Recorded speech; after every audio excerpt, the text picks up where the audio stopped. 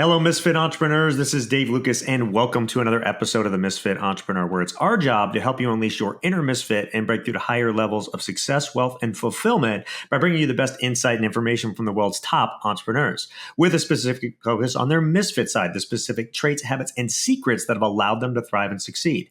As a reminder, if you're new to watching us on our YouTube channel, hit the subscribe button below, give this video a like and comment as well. We do our best to respond to all comments as timely as possible. This week's Misfit Entrepreneur is Jeremy Ryan Slate. Now, Jeremy's been on the show before. It's been a long time. I've known Jeremy for almost a decade.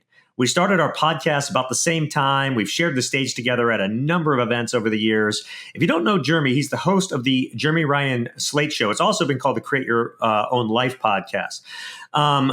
It studies the highest performers in the world, but also nowadays dives deep into world events.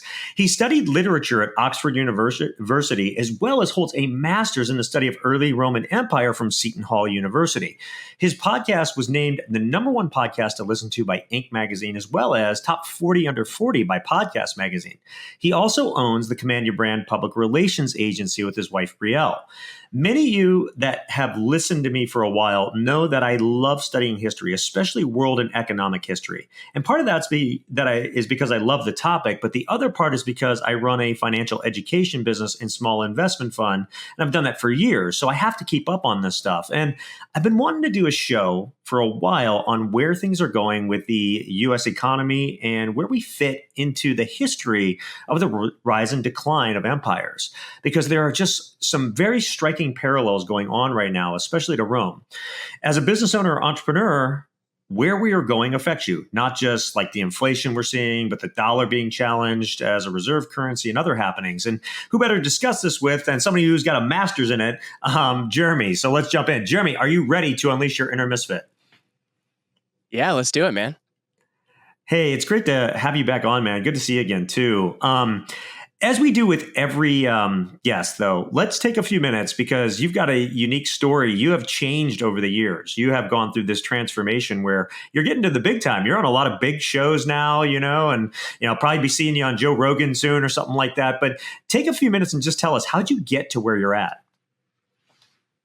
Yeah, it's interesting, man. I've this whole men thinking about the Roman Empire thing popped up on TikTok, and my wife's like, I think you're one of the few people qualified to actually talk about that. You should reach out to some podcasts on it. And we had a lot of success. And I know last week we were just down at Valuetainment Studios, and we're hoping to get on PBD podcast. But we did one of the other podcasts on the network, which is great. And then we've Timcast and a lot of other shows. So it's been a really interesting ride, man. But for me, I did my master's at Seton Hall way back in 2011, and I studied the Roman Empire just because I found it was interesting. And I don't recommend anybody do an educational journey like I did. For undergrad, I got to senior year, and they're like, if you take 2 other classes, you can double major. And if you were thinking about this sooner, you could have triple majored. Then in grad school, I ended up saying, I'm just really interested in the Roman Empire. So funny enough, and I feel like I have a little bit of foresight on this. The 2 subjects I studied the most in grad school were Russia and also the Roman Empire. So go figure. I feel like I'm at least relevant enough to what's happening in the world right now to understand it. And after getting out of school, I ended up teaching at a private school. I was not very happy doing it. My mom had a stroke in 2012, and it made me look at a lot of what I was doing. So I tried a number of different things. The one I was actually best at was selling life insurance, but I hated the experience of talking about death on a daily basis. And, I moved on from there to eventually starting a podcast in 2014.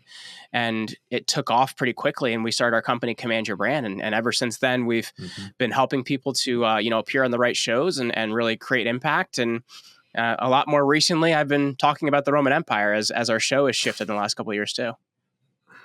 Well, that's a great segue. So let's jump in head first, right? So we are witnessing, as I said, some very interesting times when it comes to the bigger cycles of dominant empires.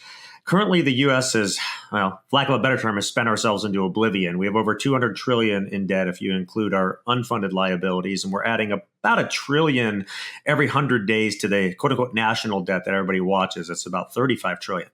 we're in numerous conflicts and wars, but we're more managing than really playing to win.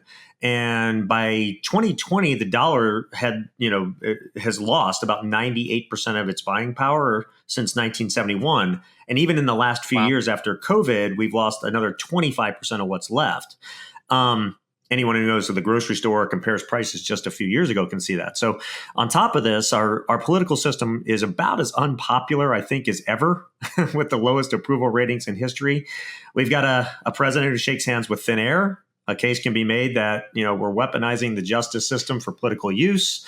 We've got over 10 million illegal immigrants that have come across our borders in the last 3 years. And groups like the BRICS are working to replace the dollar with their own currency for trade. So I know that's a lot, but how does this compare to the waning years of the Roman Empire? So I think the interesting thing about this is, as I mentioned, I've been doing a lot of appearances about this since March, and I really hammered in on one area in time. And I think it's important for people to understand, first of all, that Rome is 3 eras in time. Because I think when people hear Rome, they just think of the Roman Empire. And, Rome was actually a kingdom first. It's a kingdom in 753 BC to 509 BC. And when we think of kings, they're likely not like kings like you would think of kings. They're probably more like chieftains or warlords. And from 509 to 31 BC, it's the Republic, so the Roman Republic. Then from 31 BC to 476 AD is the actual Roman Empire, and that's in the West. Okay. In the East, where Constantinople was, which is now Istanbul, it was the Roman Empire until 1453. And I think when people hear about the Eastern Roman Empire, often we're calling it Byzantium or the Byzantine Empire. And the important thing to understand is, though they were culturally very Greek, they would have considered themselves to be Romans. And that's what's confusing in 800 when Constantine Charlemagne, is crowned Holy Roman Emperor. It's confusing to the emperor in Constantinople because he says, well, I'm emperor of the Romans. How is there another emperor of the Romans? So I think it's important to understand that point when you look at the East and West Empire.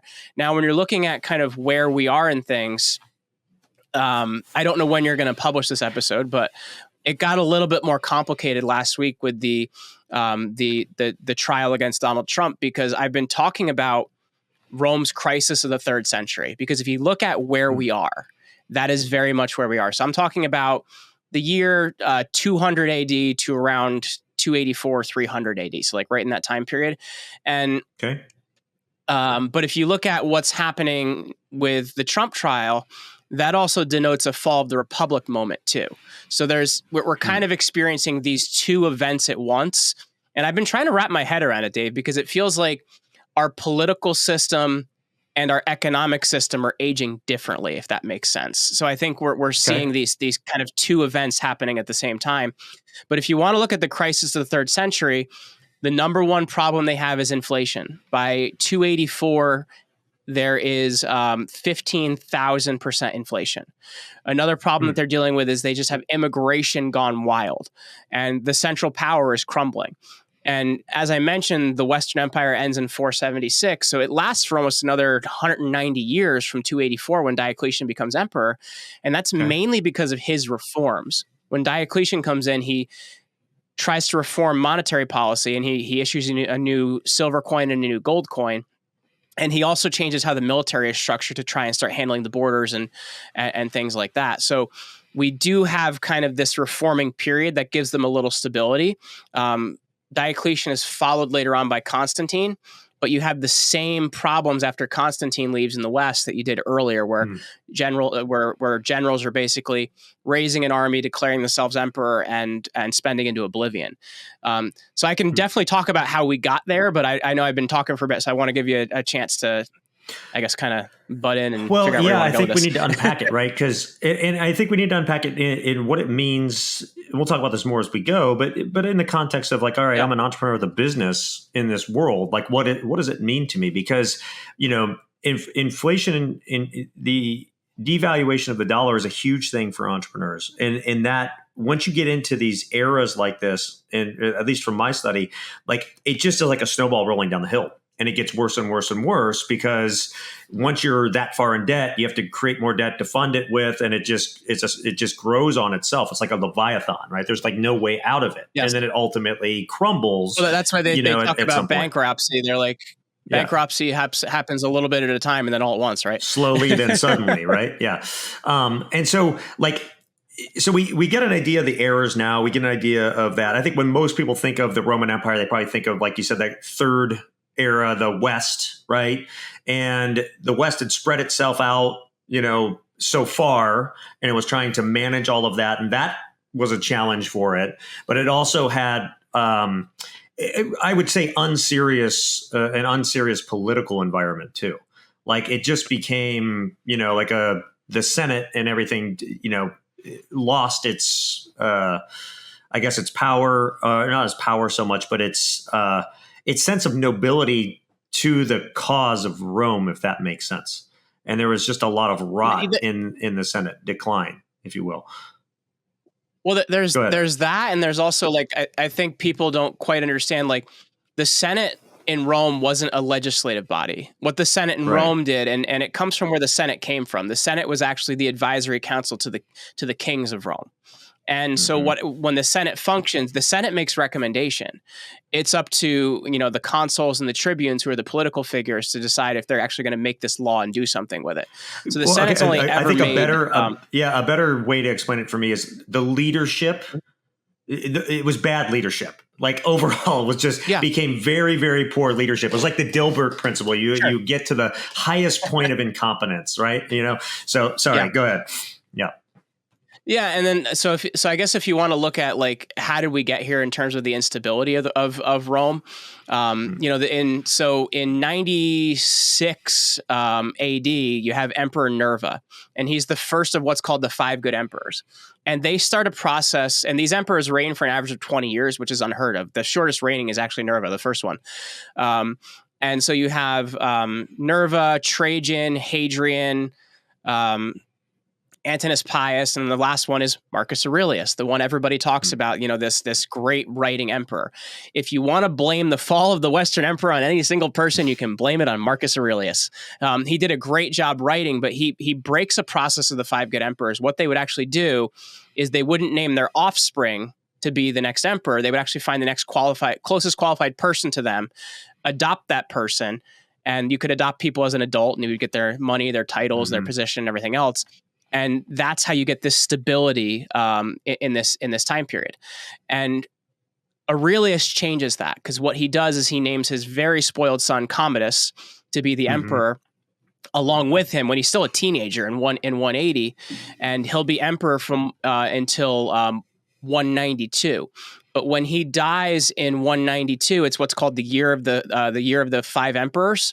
And that's because there's so much upheaval when Commodus dies that it creates this power vacuum, and they don't have really one person in charge. You get a little bit of stability with this, with the Severan emperors after this, with Septimius Severus. His son, Caracalla, is going to do something really crazy in 212. He actually takes all of the people living in the Roman provinces and he gives them citizenship. So overnight, you have 30 million people get citizenship. And they had citizenship without the vote, because there was 2 types of citizenship. There's citizenship with the vote and citizenship without the vote. So what citizenship without the vote meant is, number one, you could tax them, which is why Caracalla is giving them citizenship. Right. And number 2, they were entitled to a lot of social programs. So now you have 30 million new people that are now draining the system. The number one thing people got as far as a social program was there was a basic allotment of grain for every person in Rome. So they were feeding everybody. So that's a major problem that happens in 212. And after Caracalla, you have a series of minor emperors that don't do very well. That can't be sustainable. So that eventually has to collapse, right? Yeah. And you have a series of minor, really not powerful emperors after Caracalla. The last one of which being this guy named Elagabalus, who's absolutely nuts if you get more time to read about Elagabalus. But after this, you get what are called the Barrack emperors. And this is a different process than what we've seen, because what it is it's generals that are raising an army and declaring themselves emperor. So in the 3rd century that we're talking about here, you have 47 different guys in that time period claim to be emperor. Now, this is where the inflation comes in. And I think this relates very well to what we're seeing, because what happens is, well, what do you do if you know an army is how you become emperor? Well, you're going to enlarge the army by, number one, bringing in barbarians to serve in that army, because you don't have enough Romans at this point, because in the late 2nd century, there's a plague called the Antonine Plague, where you have the population of Rome loses around 10%. So it's pretty substantial to the military population. So they start to bring in these barbarians to serve in the army because they need to have more individuals to fight with. Well, then what do? You pay these people, right? So when you realize that your power comes from the army and you pay these people and you don't have enough money, what do you do with your coins? You cut pieces off of them to clip them, or you add other base metals to them that make them appear valuable. So this is what starts to happen. Inflation starts, but the problem too is it creates a problem of confidence, because now the Roman people don't have confidence in their currency because they know that the currency doesn't have value. And this is, to me, this is really the thing that starts to destroy a society, because they're expanding the military, just like we've done here in the US, and they're running away with inflation to pay for it, just like we had with military contractors and companies like Lockheed and Boeing and whatever it might be to pay for those things here. So that ends up being the thing that creates this massive inflation problem. So you have this new group of people coming in and getting all these social programs. You're paying for a military to basically, give you power. Does this sound a lot like America in 2024? Because to me, this sounds very similar to our problems. Yeah, it does. I mean, a little different. We're paying and funding wars, right? So it's the same thing, where it's not, we're not necessarily expanding our military with our people, if you will, or hiring barbarians. Well, maybe we are, but in the sense that we're funding, to the tune of hundreds of billions of dollars across the world, different conflicts and stuff, right? And I think that's I think a lot of people are like, well, why are we even doing this? Like, why are these conflicts, why are we people so like, we have to spend all this money and everything? And frankly, one of the things that I'm okay with fighting a battle and a war if you're playing to win. Not just to stalemate it and spend a bunch of money that is not tracked in any way, shape, or form. Because that's one of the problems we have in Ukraine is none of the money is being, there's no oversight, right? So, I saw an article the other day that Zelensky bought a $200 million casino. So there's just, it's ridiculous in that sense. And frankly, those people are getting slaughtered. 500,000 Ukrainians are dead, right? So, like, where are we going, right? And what's the end result here? Because right now it's like a stalemate, right? So nobody's like playing to win, which is kind of what happened to Rome. They were just holding what they got. Like, there were so many examples of like, who was it? The barbarians that. Who was it that came down and was like literally out the gates outside Rome, and then one of the emperors just paid them all this gold to go away. This was in 410. This was Alaric, the Visigoths, and they started paying them tribute from that. So from 410 until 476, when it falls, they're actually paying tribute annually to the Visigoths under Alaric. Yeah, they're paying them not to come sack Rome, basically, at that point. And they're like melting down everybody's gold, taking everybody's gold and all that stuff. So like, it's different in the sense that like, it's not the same type of world today, but it's the same in like, all of this is causing big loss in purchasing power, right? It's causing a lot of strain on the system, right? We talked about like, 10 million, illegal immigrants coming in. And I did a rundown the other day, was just looking at the state of Maryland. It's upwards of almost $100,000 in benefits that they get. Like, hotel nights every day, all your per diem, they get laundry services, they get all this stuff. And so like, how is that sustainable in the end? It's not. As effectively, it ultimately crumbles in some way, shape, or form. And then you get into an area of just like the whole quality of life goes down. And that's what usually happens at the end of these things. The quality of life you're used to goes down. And so talk to us about like all this is going on, right, in Rome. What's the people's life like at this point in time? What are they going through? Well, I want to add one thing to what you just said, because I think that's really important, where you mentioned about Maryland. So I'm here in the New York area, and right now the place where they're housing all the illegals that are also getting benefits is the Roosevelt Hotel. right on, I think it's 8th Avenue or something like that. Mm-hmm. I've walked past it.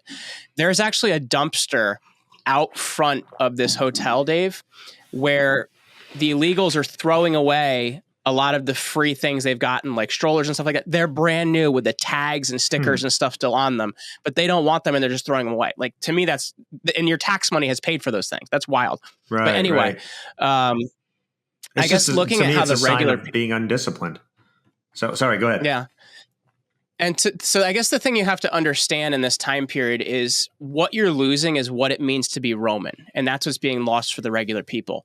Because as groups are blending, Rome takes this transition from a Roman Empire to a barbarian empire, because there's the group is enlarging, right? Like you have the Visigoths coming in, the Ostrogoths, the Vandals, the Suaves. You have a lot of these groups coming in.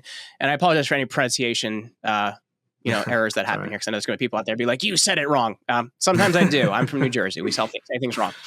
But you have all these groups start to come in, and they're not bought into the Roman system, right? Like, maybe they like the idea of being Roman and the benefits of what it's like to be Roman, but they're not Roman. And what starts to happen is you have the power crumbling, and as the Roman emperors you mentioned are paying tribute to some of these tribes, you start to have barbarian kings that are actually running the Roman emperors. So what happens is you have the populace is kind of changing over as these new groups are coming in. The power structure is changing over as these new groups are coming in. And then by 476, when the emperor really has no power and he's a child, his name is Romulus Augustus, you have this barbarian king named Odoacer that comes in and basically deposes him because he's been running him the whole time. And he says, listen, we're going to do away with this whole thing that there's an emperor, and you can go kind of just live somewhere else. We'll pay for your life and you can retire. So they don't kill him. And if something happens to him eventually, we don't know what, but they don't kill him. And so what happens is the Roman Empire doesn't really fall. It kind of fades away, right? It takes this transition from, it goes to being Roman. It brings in all these new people. It starts to lose what it means to be Roman. There's inflation coming in. The power structure is being destroyed because once there's no money, right, to pay for these social programs, to pay for the system, well, there's no system anymore. Do you get what I'm saying? Right.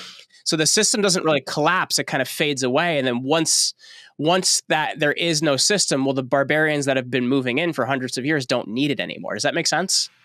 Yeah. And it's actually a great segue into the next question I want to get to, which goes to the reserve currency status on things.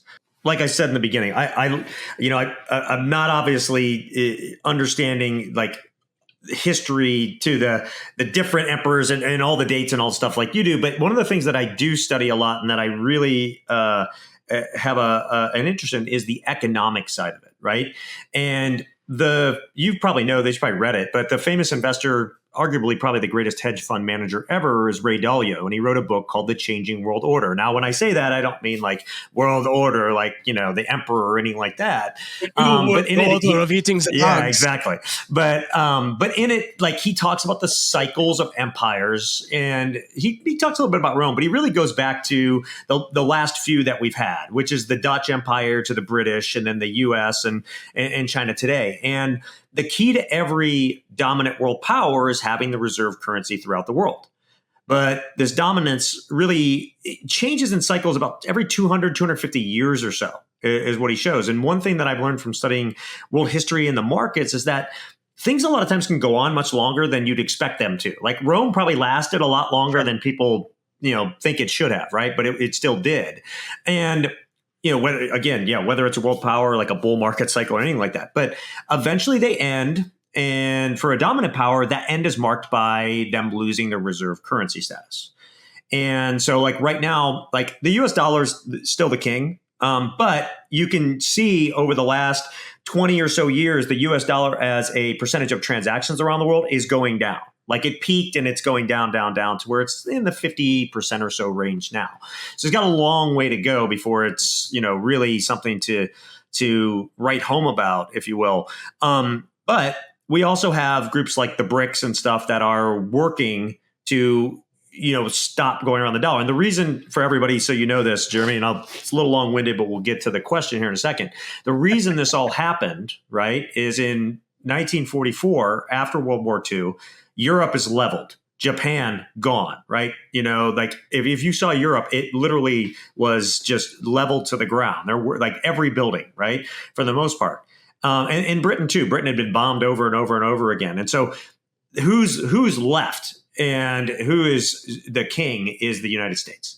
Right. And we went on the Marshall Plan, all that stuff, and we built up the whole world again. And so what we did at that point is you had all these different nations that were in rubbles that had their own currencies, and it was a mess. And so what happened at Bretton Woods in 44 is they came together and said, okay, we're going to use the US dollar. We're going to peg that to $35 per 1 ounce of gold. And we're going to use that as our currency now around the world because it's stable. The United States is, a powerhouse, production, spoils of war, all that stuff. And that worked really well up until about 1971, when, to continue funding the Vietnam War, Nixon suspended the convertibility of the dollar to gold. And then currency started to float, and it caused some problems. So Kissinger went over to Saudi Arabia a couple of years later and said, hey, guys, how about you price oil, because that's the lifeblood of what makes the world go, in dollars. And for doing so, we'll protect you. So that was the agreement that was made. So we changed basically one commodity for another, right? And so the big issue right now is that Saudi Arabia has joined the BRICS. The BRICS are Brazil, Russia, China, India, really the economies that have all the commodities now, right? They're the ones that have the mines and a lot of the oil and the that type of stuff. And so the BRICS are, and they came out and stated it, that they are working to find their own way of transacting. And they're already doing that. They're transacting in rupees and, yuan and other things around the dollar and starting to go outside the system. And ultimately, they're working on a currency that supposedly is gold backed, right? So that process could eventually unseat the dollar, or we could have one of those times where you have multiple world currencies and world powers that, there's no dominant superpower. The question I have is, for us to learn from history, how did that unfold in Rome, right? When it came to their currency losing its reserve status, and how do you see that comparable with the dollar today? Well, and first of all, I'll never understand as much about world markets and stuff as you do. You're definitely have a bigger understanding of global markets and stuff like that than I do. But the thing I'll say, like, I think that it's a little bit different, just because of like the sophistication of it is different, if that makes sense. Because what happens is you have, under the Roman Republic, for most of the Republic, people are just trading things in weights and measures. Like they're weighing their gold and silver. Coins really only come in the later Republic when they need a way to actually pay the military. So that coins actually start because they need a exchange that's needed to pay the military. And then it becomes widely used by others, but it actually starts to need to pay the military in the late Republic, under around the time of Gaius Marius. So you're looking around the year 100 BC. Now, what starts to happen, as we mentioned, soldiers start losing faith in this currency because they're the ones getting paid, right, to serve behind these emperors. So what happens in the mid 3rd century is you have the Roman Empire actually gets these two breakaway provinces. In the west, you have what's called the Gallic Empire, which is just a Roman general that decides, all right, I know you're not strong enough to stop me, so this legion and we're going to go form an empire. And they last for a good 20 years. Like, they're actually off of Rome for another 20 years. In the east, you have another breakaway empire called the Palmyran Empire. So now you just have the central part of Rome that's an empire. You have a break-off empire in the west and a break-off empire in the east, because this is what happens when people have less of a belief in currency, right? If there is no currency, there's nothing to hold things together. And then so you have in the 270s, Emperor Aurelian will actually reunite the empire and bring these two pieces of the empire back in. But he's assassinated by his troops. So once again, that can tell you something about how much people actually believe in currency. So I think what you see here is currency leads to destabilization, but it also leads to competitors and enemies and other groups not having faith in you, if that makes sense. And they think they can kind of push you around a bit. Well, and the reason that's happened is the U.S., I think and it's tough, but I think we made a fatal flaw. If you have a reserve currency, you have a responsibility. And one of the biggest fatal flaws that we made over the last few years, we started weaponizing the US dollar. For example, Russia's bad, right? In this grand scheme of things with Ukraine and stuff, right? That's the prevailing thing. So what did we do? All these countries, to be able to buy oil and everything around the world, have to own U.S. debt. That's why the U.S. bond market is the largest, most liquid bond market in the world. So they own U.S. debt. They buy U.S. debt. So they basically exchange their currency for dollars so that they can buy oil and fund their economies and stuff like that. Overnight, we froze and just took all of Russia's bonds. You're bad. We took all your bonds. Now, I'm not going to get into whether that is right or wrong or what do you believe. It doesn't matter. But what that did to a lot of these other countries around the world is signal to them, oh, crap, if we do something the U.S. doesn't like, they can take our money and freeze our bonds overnight and we're out of luck, yes. Which is why the BRICS got together and are doing a lot of things that they're doing, right? So I think that's a challenge when you start weaponizing that currency, as well too. And that seems like some things that they started to do a little bit differently. I mean, like shaving coins and things that they started to do and clipping and that type of stuff is a way of kind of weaponizing your currency, in those times of Rome. And so to me, there are similar parallels of this, and this affects entrepreneurs in the sense that, again, it causes this massive snowball that we see happening to get bigger and bigger and bigger, and it makes it tougher and tougher. The quality of life over time continues to go down. And so you have to work harder. You have to go even, further, than it would have taken before to hit the same levels. Right. And so it just makes it harder. Right. And that's what I think that entrepreneurs need to take away is the decisions that are being made by our leadership and stuff are making it, they can either make it easier or harder for us to thrive and succeed. And what we're seeing is the decisions are making it harder and harder and harder. Both parties are at fault. Both parties are a train wreck, honestly. And that's why they have such low approval ratings. But it's to me, this is like, it's leading to a point where I think we're past the point of no return when it comes to the debt, and I think what you're saying about how the Roman Empire faded, right? Like it didn't go away, but it faded. That's exactly what happened to the Dutch and the British and everything else. When the Dutch became the dominant superpower, the Dutch guilder was the currency of the world. How did the Dutch do it? Well, they built the best ships. So they were able to sail all around the world and they started, trading and spices and all that trade. They were the leaders in, right? And so they built all these outposts around the world to effectively take care of their empire. Think about military bases everywhere, basically. We did the same thing after World War II. They did that, but it got so big they couldn't effectively manage it all anymore or keep it all up. And what happened was the British got smart, and so they hired Dutch shipbuilders and had cheaper labor in Britain, brought them over and started building ships that could compete with the Dutch for much cheaper, and then the British overtook them, right? Then after World War II, here we are, that we overtook the British. Dutch is still around. Britain's still around, didn't go away, right? But the quality of life that they had is not near what it was when they were the dominant superpower. So with all that said, I think to add one thing to that before you jump on, Dave, because I think there's one thing that's really important to this. I think the thing that's different between the Roman era and versus now is how they actually use hegemony is different, right? Like how they actually more now it's more reserve currency, but in that time period, it's who controlled trade, right? So if you look at the Punic Wars that are between Carthage and Rome, so that's 264 to 146 BC, the reason that these wars happen is because Carthage has so much control of trade, and that is a threat to Rome. And when you look at kind of the structures that the world traded on in the Roman Empire period, well, they were Roman trading posts and Roman centers, right?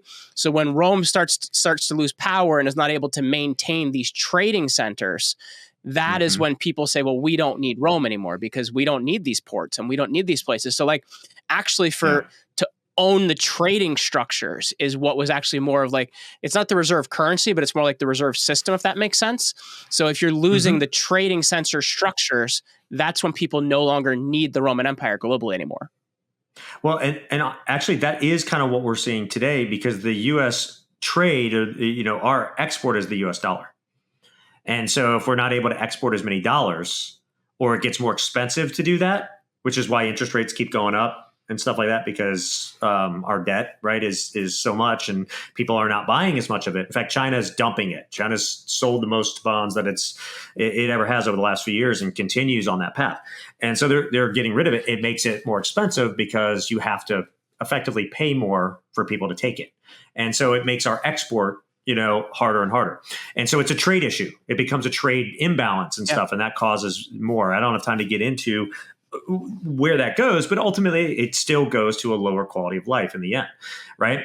And so, all right, so we talked about all this. We talked about these, all these different phases, effectively, of the Roman Empire. We've talked about some of the parallels between today and back then. So, from your perspective, what are some lessons that entrepreneurs can learn from the story of the Roman Empire? What are some thoughts on things that they should be thinking about or doing now to put themselves in the best position to succeed in years to come? Well, I think number one, it's to not become dependent on government. I think that goes without being said. I think a lot of people, when you become dependent on the system and the system falls, you're in trouble. I think the other thing as well is having different things you're invested in to ensure, profitability, right? Like, you have your business and you have what you're running, but you need to have other things you're invested in to ensure profitability. I don't know whether that's gold. I don't know whether that's crypto. It kind of depends on what you're interested in. For me, it's gold. We have a lot of gold. That's what we do. I feel like a pirate. But like whatever it is for you, want to create some stability. But I think like, you need to have those things that are stability, because those are the things that are going to get you through like, if a system does collapse or if it does change. I think the other thing that's really important, and this is the thing people don't talk about, is, they talk about the gloom and the dark ages, but there's actually a ton of opportunity here. And I think that's the really interesting point. So the entrepreneurs that are faster, that are agile, that are more smart, there's going to be so much opportunity when your competitors that aren't agile and aren't intelligent and aren't running their businesses smart start to fall away.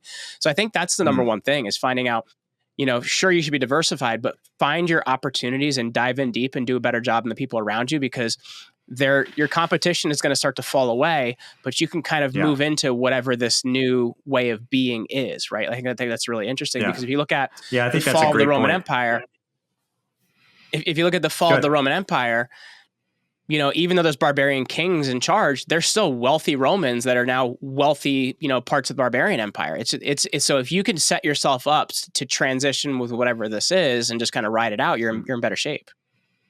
Well, it's kind of what I said before. Like, Britain didn't go away, Dutch didn't go away. It just changed, and the quality of life changed for those people, and their dominance around the world changed, right, as a country and stuff. And so people thrive in those times that are willing to look for that and willing to do what's necessary to do so. Even like you look at just in our world, the Great Depression, right? Some of the biggest companies that today were started during the Great Depression. Allstate Insurance, Hewlett Packard, a number of those companies, right? And so there's always opportunity.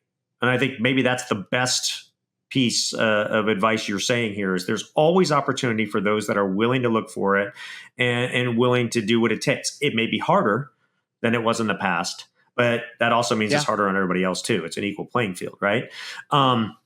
I want to end a little bit talking about just your entrepreneur journey too. I'd be remiss if we didn't talk a little bit about that. So, you went through a lot early on. You mentioned it with your mom and stuff. And I know you had some things personally happen to you too. Talk to us about what you've learned about creating a resilient mind, because I think that's also really important for all of us into the future too. Well, for me, Dave, it's my number one core thing that I've always made time for is fitness. So like I was a competitive powerlifter in my teens and 20s, and I still work out pretty hard. I don't do competitions anymore. I'm still benching over 300. And I think to me, like taking care of your physical body and keeping yourself in peak shape, to me, is something that's always worked well for keeping my mind in good shape. So for me, if I'm physically healthy and physically doing well, and I'm always making time for that, like I don't like working out early in the morning, but when I had kids, I started working out early in the morning because I know that's what I have to do to be able to do that. And I know if I'm in good shape physically, I'll be in much better shape mentally. And that is a core component I have never altered in 25 years of my life. Like, I have never changed that core component. I always eat right and I always work out. And because of that, it's a lot easier to control other things in your life if you're at least handling that one thing. Yeah, that is an excellent point. I can't, and competing Ironman, at the level I do, I can't agree with that more. And it's not just anecdotal. Science backs that up. Science shows that exercise helps you have helps your mind, helps your whole body in so many ways, to be able to perform at higher levels. And so, it's not just like, hey, it happens for me. No, it is very much a science-backed, for many, many years of the benefits of exercise, not just for the body, but for the mind as well, too. And obviously, when you hit new levels, right, and go above them, that creates more resilience in, hey, I can do this, and I can go to the next level, and the next level, and the next level. Well, and I think the thing that's important to that too is like, yes, the fitness aspect is important, but also like what you're eating might even be more important. And, there's been times in my life where I've made more money. There's been times in my life where I've made less money. And I think the thing is also figuring out like, how can you sustainably eat in the right way to keep yourself in the right condition? Because, sometimes you're going to have great condition financially and sometimes you're not. So like, I think that's also something I have never sacrificed and it doesn't mean like I was eating organic every day, but I knew like, even if I was shopping in a cheaper section, what I could buy. So I think it's really important to have that understanding. Yeah, I agree with that as well. I mean, again, and lately, I never was on this, but lately I've gotten more into understanding seed oils. and I'm not going to go into all that now, but it's in everything. It's like so hard to get away from it. And, there's some that are really good, like olive oil and that type of stuff. But a lot of the things that are just in your normal, anything processed, right? I think the rule of thumb that I found is the closest you can get to the ground, where it came from, the better. Right. So buy cows from a local farm that you can get to and get your meat there. Grains, get your grains, from as close to the bakery, with the fresh ingredients as possible. And it is more expensive. Same vegetables, all that stuff. Right. And it's hard. It's hard. You kind of have to work to do it. But once you kind of get in a groove, it makes a difference. And I notice a difference. Just even trying to cut out some seed oil, I've noticed a difference in just the way I feel and stuff too. So, I mean, look, we only get one body, we get one life on this earth. So, we should do our best to take care of it and maximize its potential as much as possible. Right. So,